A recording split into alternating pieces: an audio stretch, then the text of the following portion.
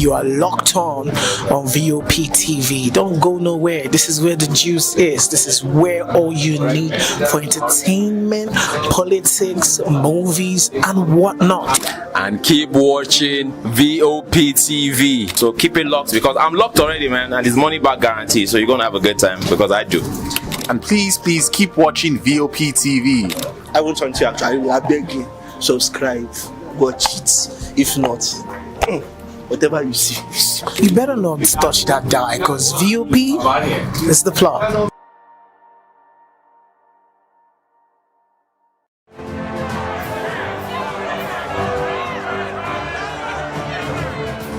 Do you want your voice to be heard? Do you know that you matter in the scheme of things? The People's Voice, the show where ordinary citizens take center stage as we discuss the biggest stories that affect you and I. With you in mind, we facilitate lively discussions, debates, and interviews on the topics that matter most to you and I, from social justice to economic empowerment, education to healthcare, governance, and more, tackling tough topics and amplifying your voice. Join the conversation and make your voice count. The People's Voice. Make your voice count.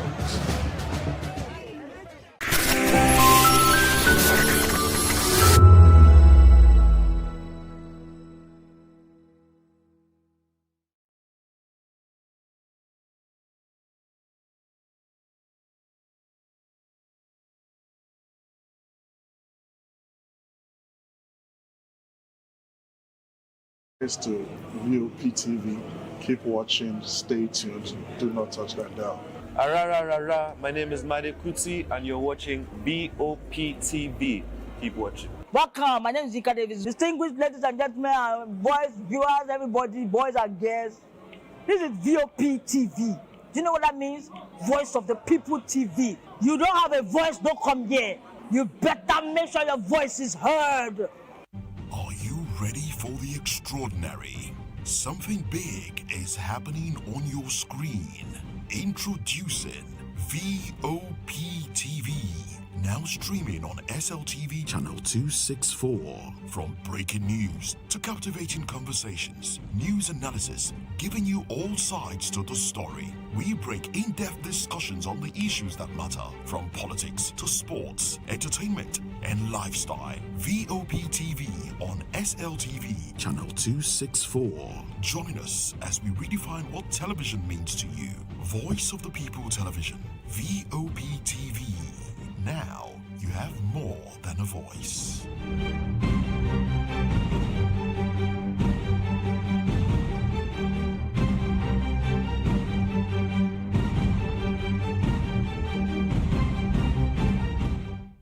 In a world where truth is the ultimate power and opinions scream the loudest, it's time to wade through the noise. Hunger no get tribe. Hunger no get religion. And scan the human interest and trending topics that matter. Stay tuned to The Issues, your plug to the stories making the buzz, from politics to science and technology, social justice, and more. Let's tackle the tough questions and expose the truth. The Issues on Voice of the People Television. Don't just react, understand. Do you want your voice to be heard? Do you know that you matter in the scheme of things? The People's Voice, the show where ordinary citizens take center stage as we discuss the biggest stories that affect you and I. With you in mind, we facilitate lively discussions, debates, and interviews on the topics that matter most to you and I, from social justice to economic empowerment, education to healthcare, governance, and more, tackling tough topics and amplifying your voice. Join the conversation and make your voice count. The People's Voice. Make your voice count. Awards, the razzmatazz, music, fashion, interviews, and more. Spotlight on Voice of the People Television. Let's feed you with all the juicy stories in the global entertainment space, bringing you the glitz and glamour, as it dey hot Stay tuned to Spotlight, 1 p.m. Monday to Friday. Spotlight on VOP TV. Entertainment like never before.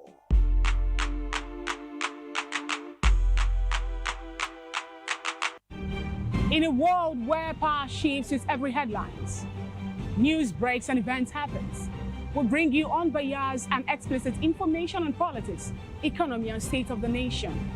We break down the chaos. Facts, not fluff. Truth, not speed. We discuss not just politics, but a glimpse into the future. Voice of the People Television. Now you have more than a voice.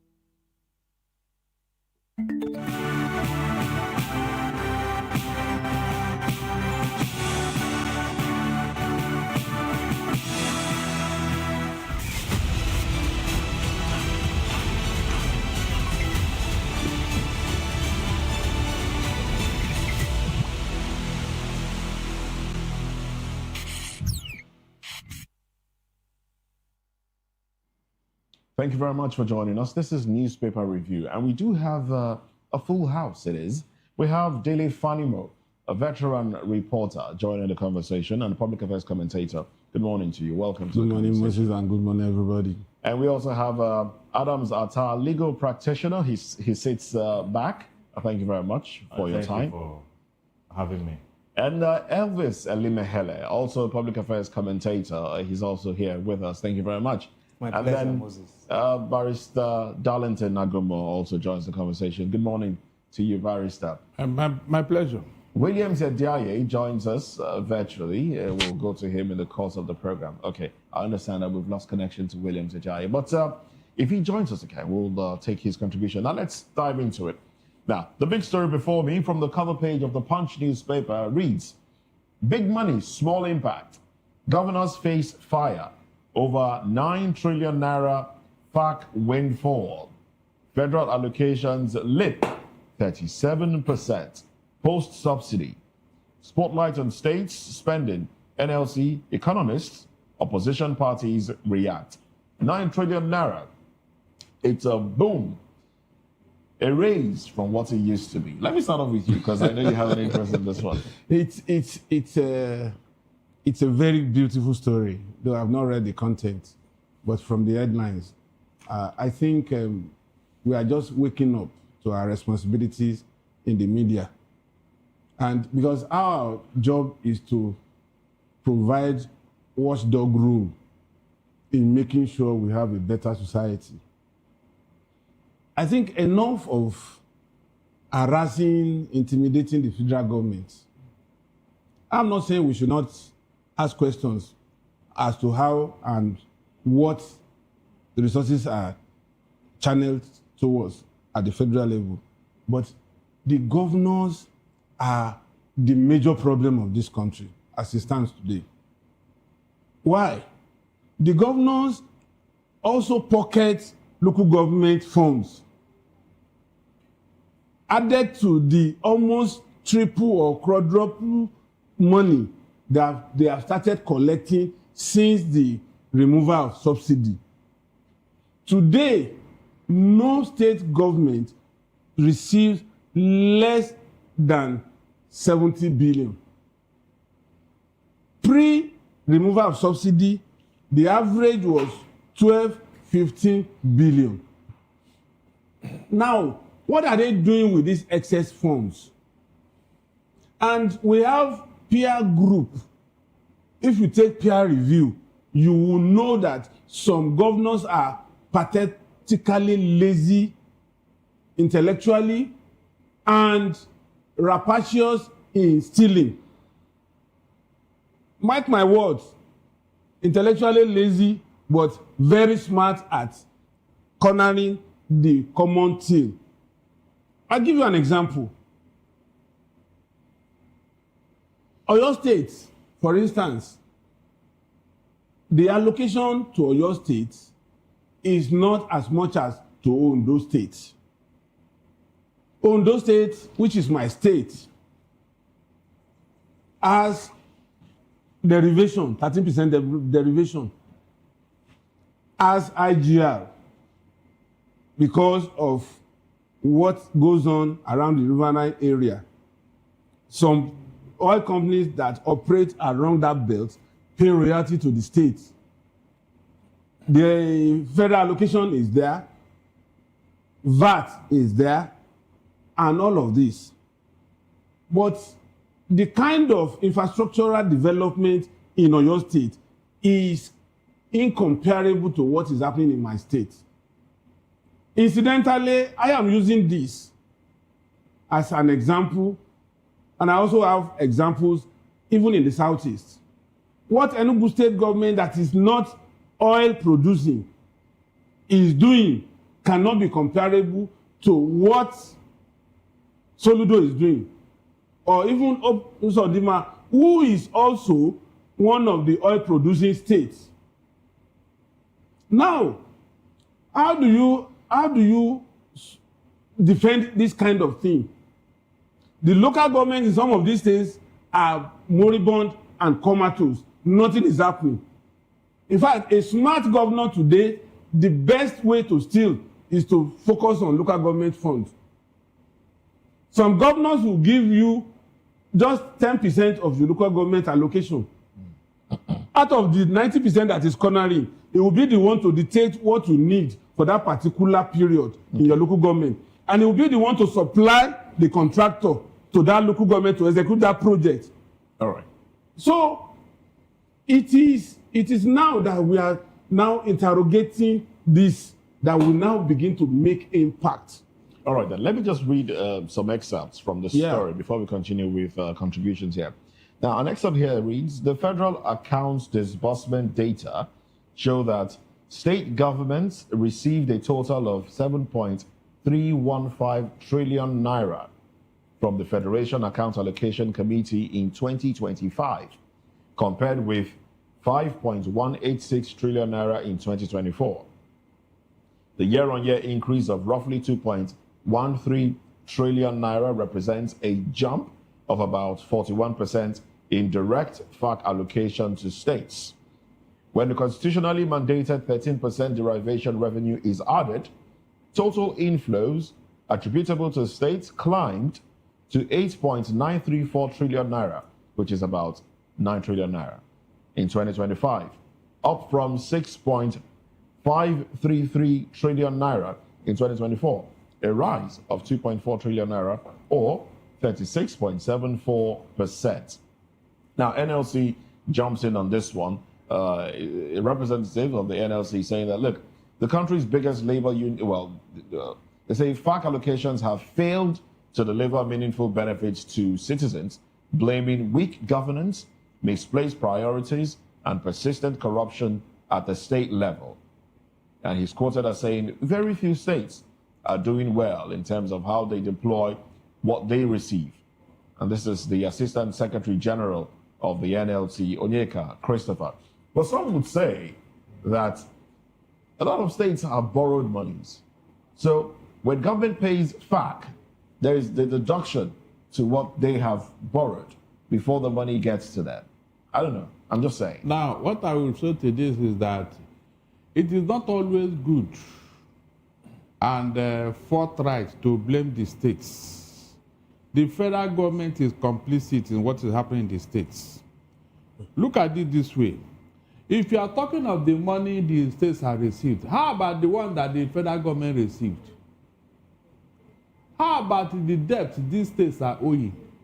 And most of these deaths came from corruption. And corruption is those state governors that entered into APC, leaving behind a huge debt. But is it the federal government's duty to prosecute them? I am coming. Why did you now condone such governors who left huge debts in their state from money they borrowed and the one they stole, and they ran into APC and you covered it? You cannot blame the state. How about the chunk of the money you the federal government is collecting? Look at all the money you are collecting as the federal government. What are you doing with it? You are not even doing roads, no hospital. Jehoso has been on strike since 3 months ago.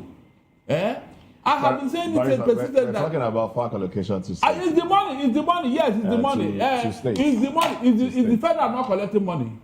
Is the federal not collecting money? What are they doing with their own money? Tell me that thing that the federal government is doing with their own money. Moses, because if you take care of the Moses, let me just say one thing. Yes. Allow him to. Constitutionally, no, let's look at the law. Constitutionally, does a federal government appointee have any right to question a state governor as executive governor on allocation? No.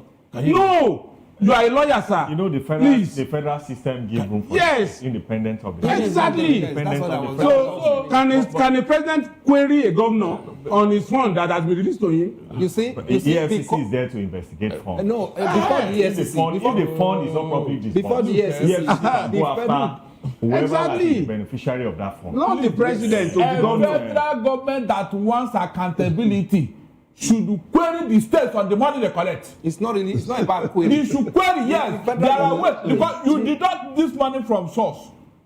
Abi? The money the states are owed, you deduct it from source.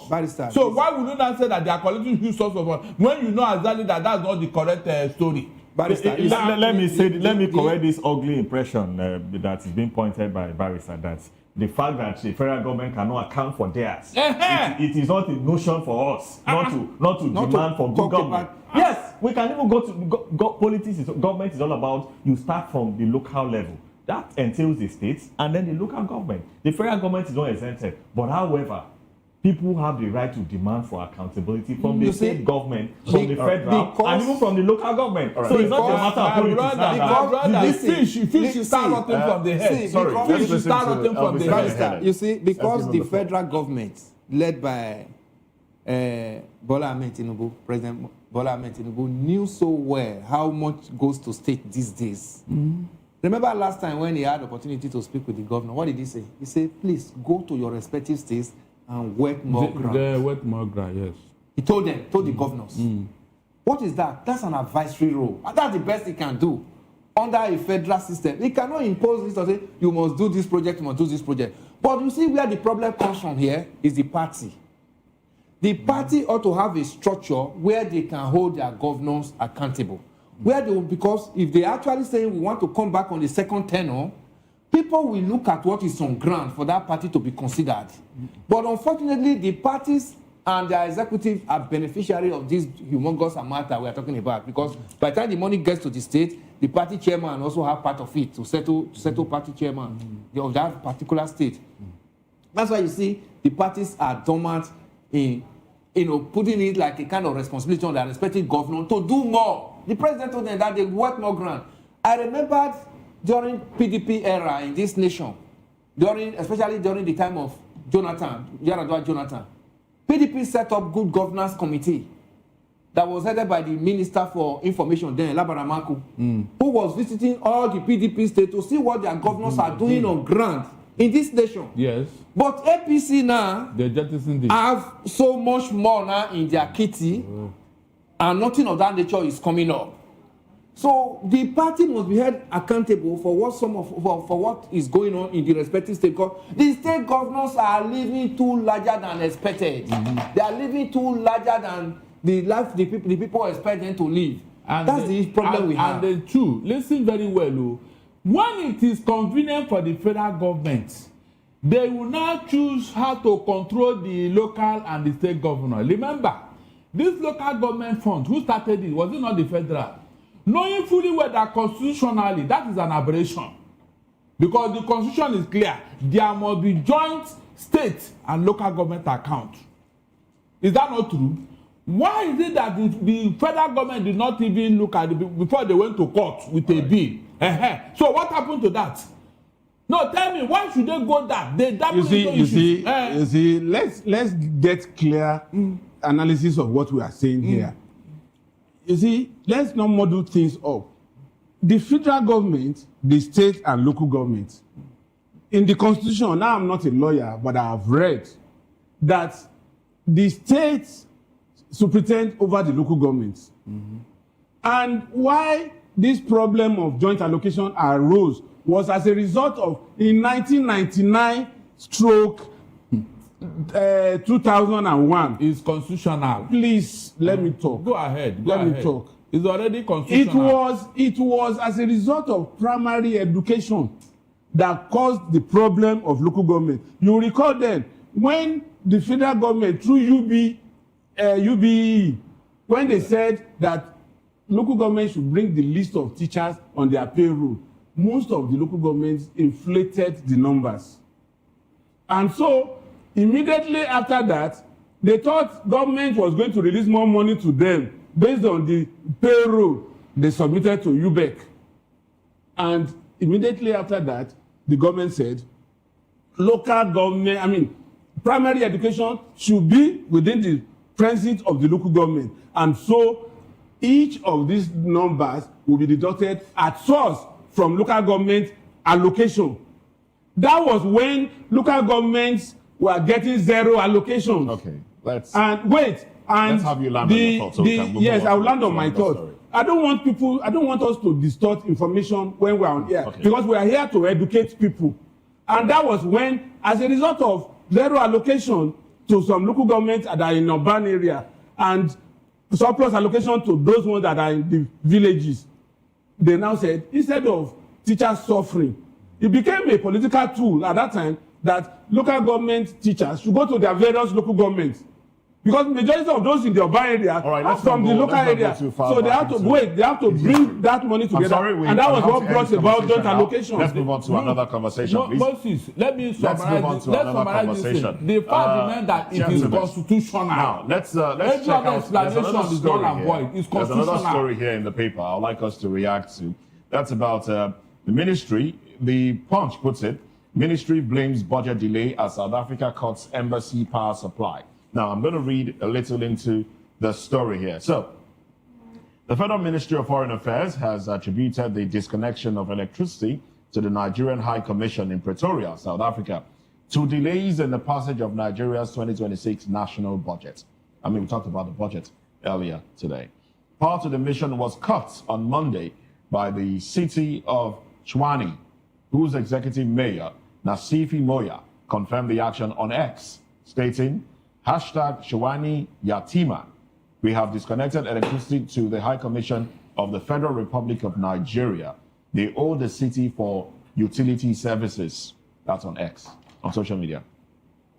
Moya shared a photograph of the embassy building alongside the post, responding to the blackout.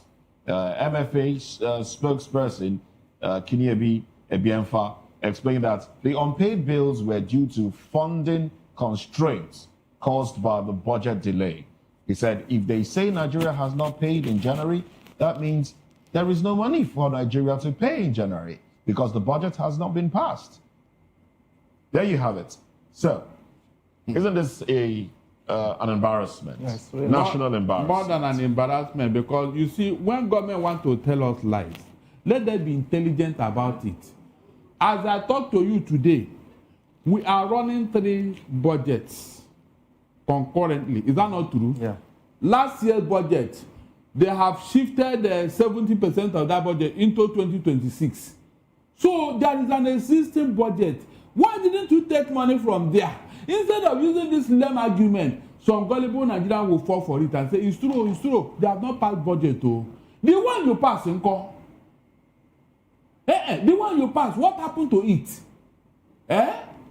There are some arguments that are not tenable. What is delaying your ambassadors from being allocated to the country of primary assignment? What is delaying it?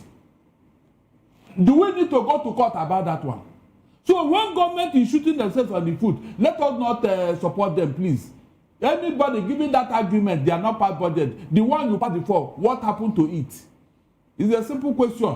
Apart from the budget that they gave there, Moses, I think it's beyond that. You will see that we don't have ambassador in most or in almost all the countries. So how do you expect these countries to even run well? Who is going to present the budget of that embassy to the Foreign Affairs Ministry and say, okay, this is our budget for the year that we're going, because there have been no ambassador. But and again, we have even seen that the ambassadors have even been, declared by the National Assembly, but they are still not being given their primary the country of assigned their various countries. So we don't know why is it that at every junction there is always a delay. There was a delay in even appointing them. There is a delay in posting them now to their respective countries. We only see that only about 3 or 4 of them have been posted. So we don't know what is happening to the other country while they are waiting. These people, these guys are already set. They are waiting to be posted. So all this embarrassment would have been sorted out. My take is that charity begins from where? Home. You see what is happening now is a carryover of what we experience in this part of the world. You can't pay for NEPA electricity supply in your apartment. Is that not so disgusting and disheartening? And then you are saying that there is no existing budget, that is why the payment was not even done. Aston Villa is relying on alternative energy now. Relying on alternative energy is not a bad thing. People are even shifting from Aston Villa, that's what I'm saying. Yes, it's not a bad thing. I'm not against that. You can have about 3 or 4 options at a go, because you can't determine what will happen at a go. But my stand is that that money that is due for payment, the government may have sent that money to somebody outside the country. And then furthermore, I want to say that they are saying that there's no money, but they are flexing muscle all around. Anytime they are going out, they go out with about 20, 40 cars at a go. Where are you getting that money to fund that movement? And then you are touring all over the federation. You can't do basic things. For how long are we going to continue with this mess? There's a headline that even ties to that. I mean, my eyes just caught it. FG moves to share electricity subsidy costs with states. Okay. How will that work? Go ahead. You see, for me, I don't see any reason why we should even subsidize electricity. Places like Togo, Ghana, and even Republic of Benin here, that their GDP is not comparable to that of Nigeria, they pay for consumption of electricity. It should be as you can afford, not government subsidizing. This subsidy thing has been so bastardized and fraught with fraud that you hardly can pin, you have a finger on some of these things. For me, in Benin Republic there, if you visit that place, you will see the way they run their electricity. You hardly see anybody putting on bulb in the afternoon. You hardly see people running electricity without compulsive use. But here in Nigeria, we abuse everything. For instance, if you run your deep freezer for 3 days consecutively and the freezer is frozen, now what stops you from putting it off in 24 hours to conserve energy? And then, so because government, now, even the subsidy you are doing what? Sorry, please, I didn't get that. I didn't get that. If you put on your deep freezer, okay, for 3 consecutive days, that's how I manage it in my there is no way, if you switch it off for 24 hours, that your things in the freezer will go bad. Let me tell you why you cannot. Because you may switch it off for 24 hours and the power grid collapses.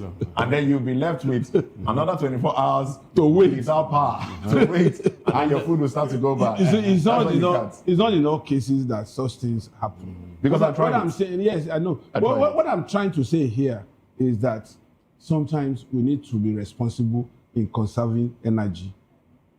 You don't throw everything just because you are enjoying some measure of subsidy.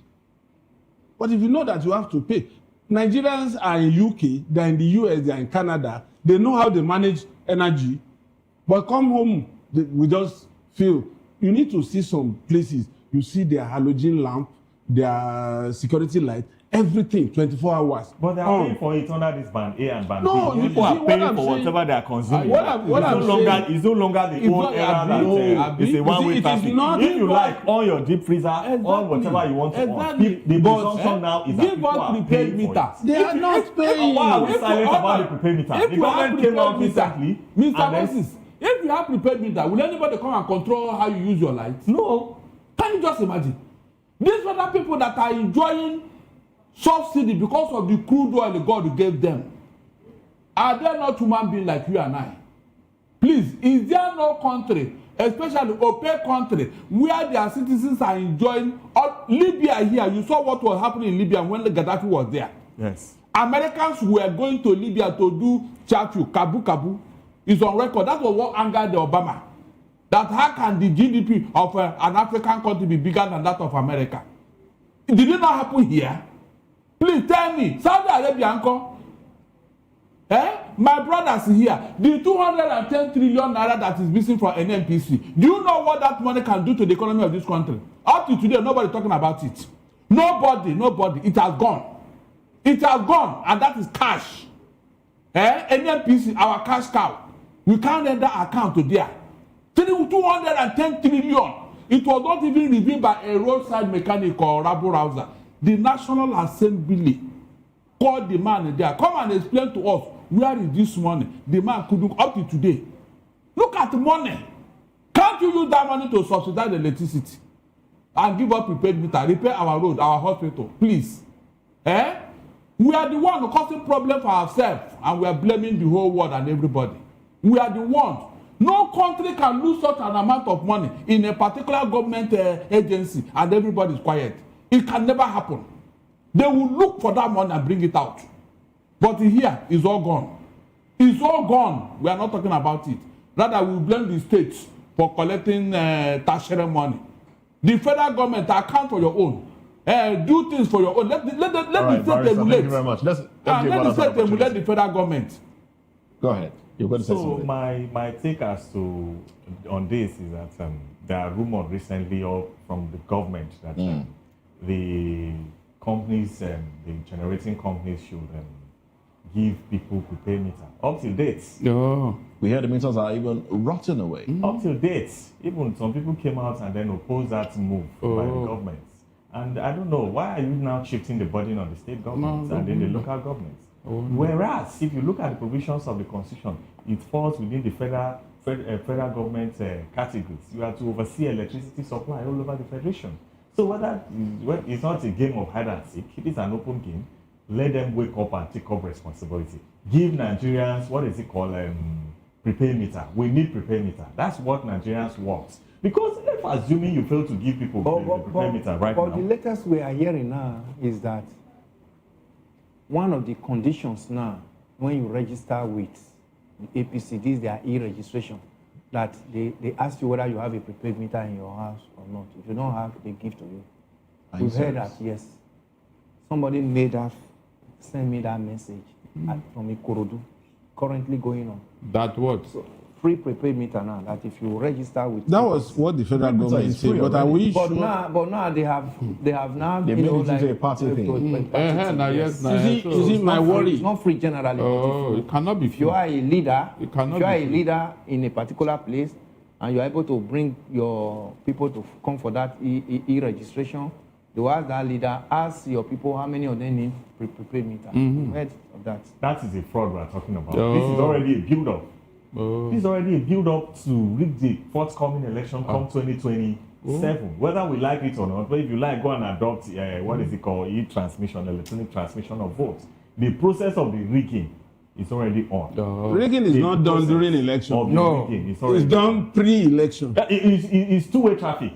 It's on now. It will also be done on that fateful day. They will manipulate the database. If there is no build-up now, you can't do it on that election day. Some people will do it that day. It's not something that is certain. So my point is that APC should give room for free and fair election come 2027. Why are they manipulating people's emotion and support and wooing people on the basis of gifting them items? It's wrong.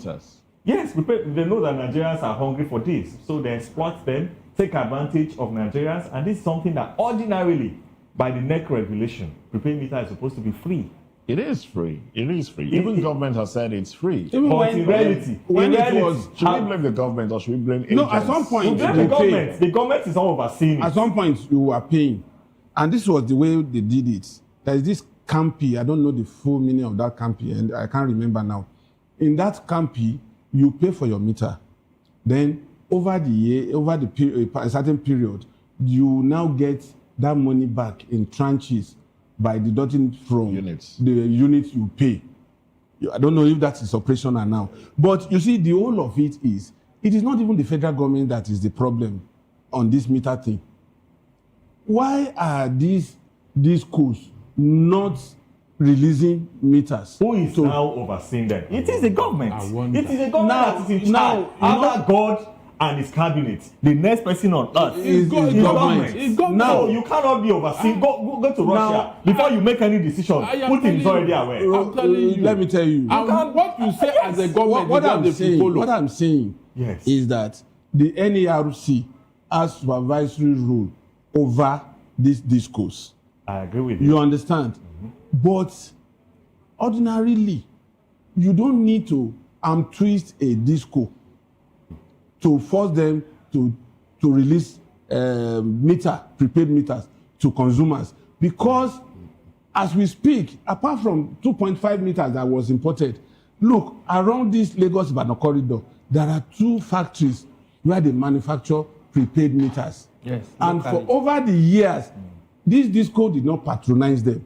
And why? Because they meet their targets by putting pressure on those who are not metered, because they give them estimated billing. You understand? So sometimes you that are lawyers, you can also help the society, because I know that a particular lawyer took them to court.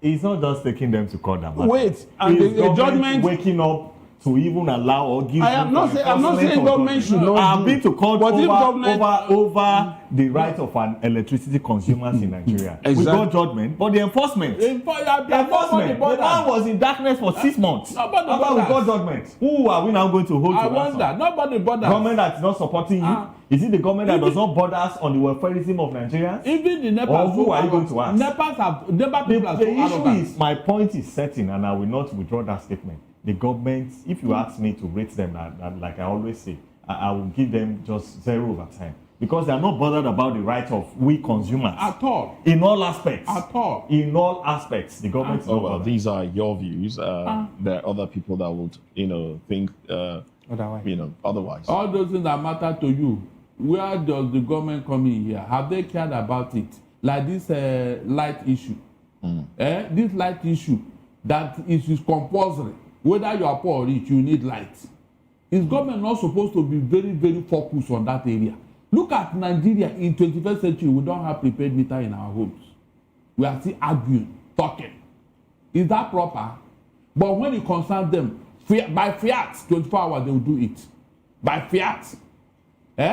Why would they be telling somebody living in a 2-bedroom flat to pay 250,000 naira a month? Or how much is rent? Have you not had it? Oh, yes, I have. Oh, so what are you talking about? And they will now input it in your prepaid meter when they bring it, that this is what you are owing. Look, I don't want to discuss this issue, please. I don't want to. It's very, very annoying. Somebody living in 2-bedroom flat to pay 250,000 naira in a month. It's even if you are baking bread, making bakery there, even if you are doing bakery there, does it add up? Then tomorrow they are owing us 10 trillion naira. They are owing us 4 trillion naira. Nobody have started and said, come, how did they incur all this debt? Are you sure that this is the money your consumers are owing you? Moses, you can see fraud all over the place. Fraud. Tomorrow they will carry it and go and give government. These are how much we could not collect. These are how much they are owing us. And people will say, it's too much, it's too much. Nobody will ask questions. How did you come about this money they are owing you? How did it happen? Are you sure that you did this improperly? All right, let's get into that is the responsibility of NERC, National Electricity Regulatory National Electricity Commission. Apart from that, what are our legislators doing? We have, like I always say, we have enough laws. is the enforcement. For example, now I went to court, I got judgment. But to enforce it is so cumbersome.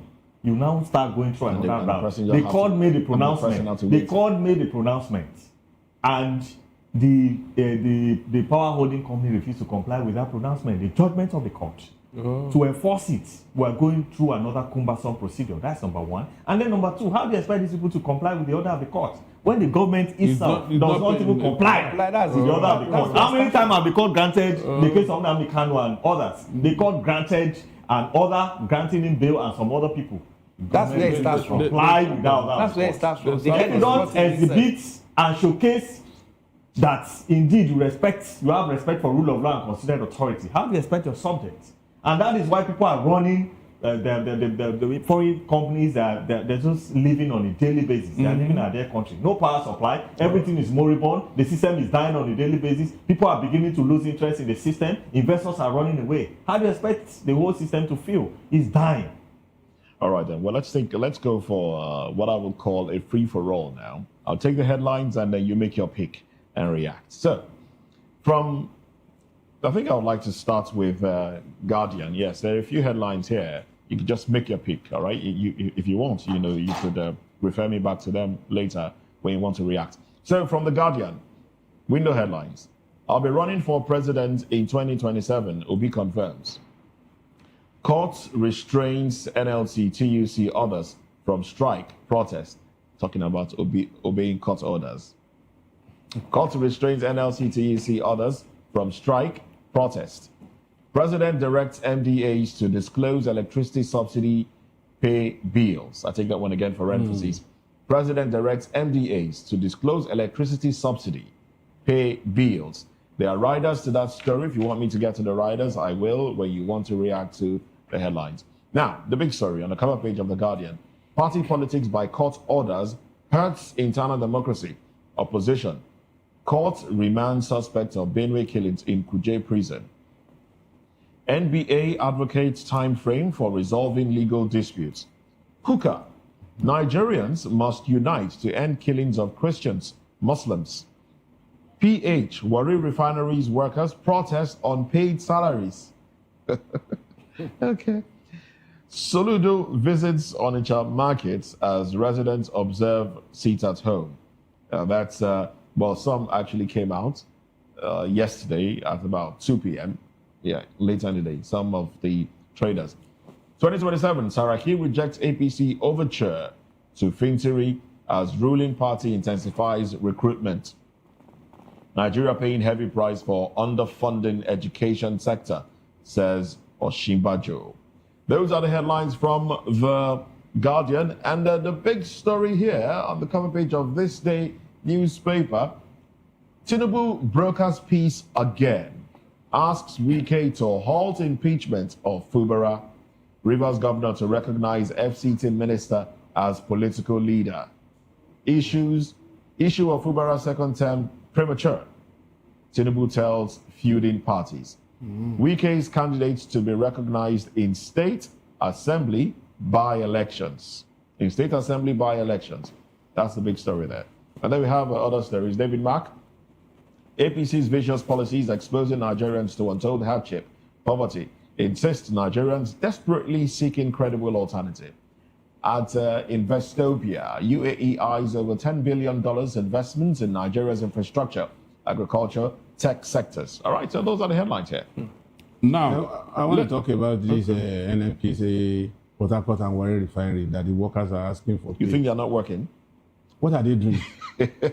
How can you? The only commodity that you are supposed to supply to Nigerians it's and not even their fault, offshore but they go to work. Is to produce refined products. But they go to work. They go to work. It's not their fault. To do what? To do what? They go to work. It's up to government to provide them with crude and then make sure that the equipment works so they can.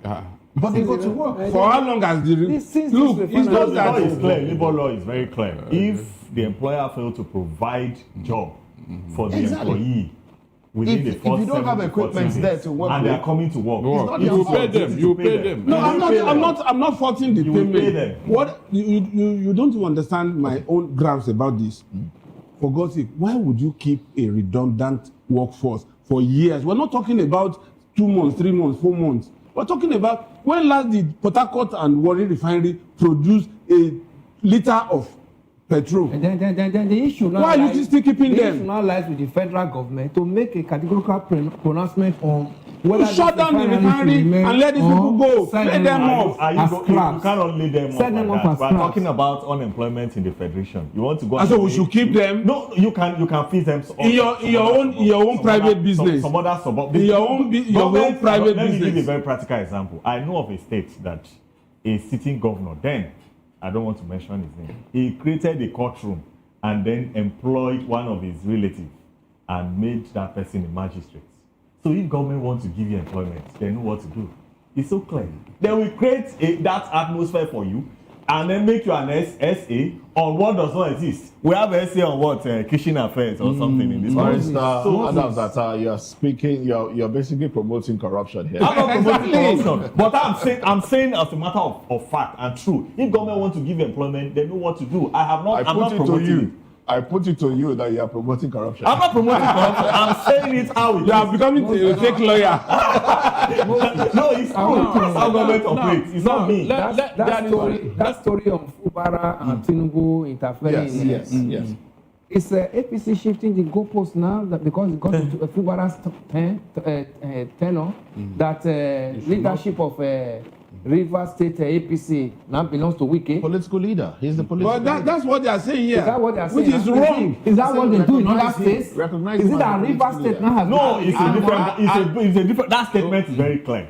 There's no statement as to whether to recognize Wike as a leader of APC. It says recognize Rivers governor to recognize FCT minister as political leader. A political leader is a different ball game from a party leader. That statement is there's no ambiguity there. When they say recognize somebody as a political leader, it could be branded as a shadow director or something. It's a political statement that will continue, that will make that crisis in Rivers State. You have empowered Wike now with that statement. What about we are talking about? We should address it well. We should address that matter. It's a political statement. The president should make a very unambiguous statement on this matter that, as far as APC is concerned, Governor Fubara is the leader of the political APC in Rivers State. Whoever is coming in, whether you are coming from PDP, you are coming from ATC or whatever, you have to queue behind the leader they know, their own party leader.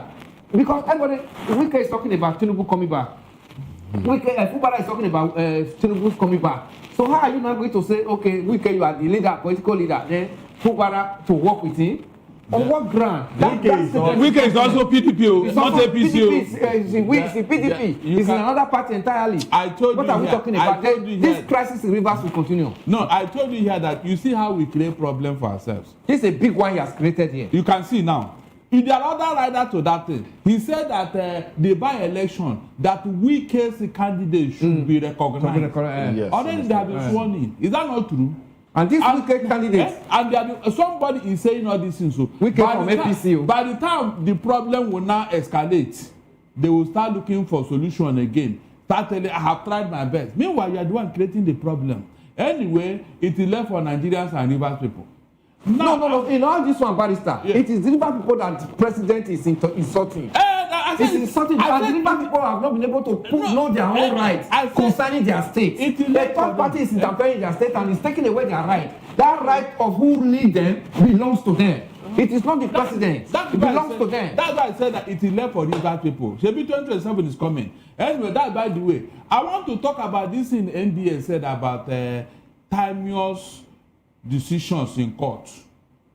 It is very important because I know that justice delayed is justice denied. In fact, some people got frustrated along the road and now decided to take the law into their own hands. This is very dangerous. I remember that in 2014, Jonathan gave out the CJA, Criminal Justice Administration, where it was decided that criminal matters should not last more than what? I think 70 or 90 days. From the beginning. Rather, what has taken precedence is the electoral matter, political matters. It has taken precedence. Now, the question is, why must a case in court last for 4, 5 years, 10 years? Yes. What are you adjudicating? If you don't have the resources to continue with the case, what happens? You drop out by the wayside. Because as you are going to court, you are spending money. appearance fee is there. No doubt about that. So when you add all this, you see how our judiciary is going down. So if NBA can pursue this thing, that is pursue it, I'll be so happy. Because more people have slept on their right because of these frustrations. They are not sure they will get justice in court. It has frustrated them. They are not sure that they will go to court and obtain justice timeously. All right then. Let me speak on the issue of Obi wanting to contest the forthcoming election. Yes. It is constitutional right. In less than 1 minute. It is constitutional right. He can contest, but winning the election is another thing. It's not enough for you to say, I want to contest. I'm not saying, and I'm not preempting the outcome of that result. But however, the opposition needs to be strong and firm. It's only the collabo of Obi and Atiku that can defeat what is happening right now. But I don't know who is going to hedge. Whether Atiku is going to vice Obi or Obi is going to vice in the mix as well. I hope Kwankwaso is because I learned that Atiku is now playing safe. Now that Kwankwaso is now there, because Kwankwaso is the force, whether we like it or not. There was a time I called him the president of Kano State. Because if you look at what we are experiencing today now, you know that Kwankwaso is part and parcel of the people that kept us in this mess. The 1.something million votes he recorded in Kano State, he can as well bring it and then collapse it for Obi or Atiku. But I don't know. Well, I don't know. But your thoughts. That's your my thoughts. take. That's my take. He's no longer in charge of Kano. I hope Thank you very much. He's no longer in charge of Kano. Things have changed. Kano has divided now. Things have changed. So many things have happened. The conversation, of course, will continue after now. Thank you very much, Barrister Darlington. Thank you very much, Barrister Adams Atta and Elvis Elimehele and Dele Faniwo. Thank you very much, gentlemen. Well, that's it on Newspaper Review. I'm Moses Humphrey. Stick around. Sports comes up next. Bye for now.